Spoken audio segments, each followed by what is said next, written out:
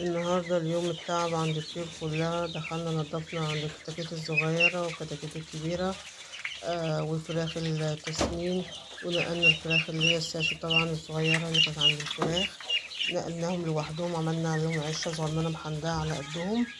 وإن شاء الله هوريها لكم فيديو تاني. دخلنا البط طبعا انتوا عارفين ان احنا حاطين البط طبعا على السيراميك، وبنحط عليهم طبعا ليهم نشارة، والنشارة دي كل يوم لازم تتنضف طبعا عشان الريحة والمية طبعا يبهدلوها، عشان برضو البط ما يتعبش مننا ويجيله برد برضو ويعجز ويكسح مننا وما يكبرش، ونقول بيكسح من ايه؟ لا، من البلبطة اللي هو بينام فيها على طول ليل ونهار.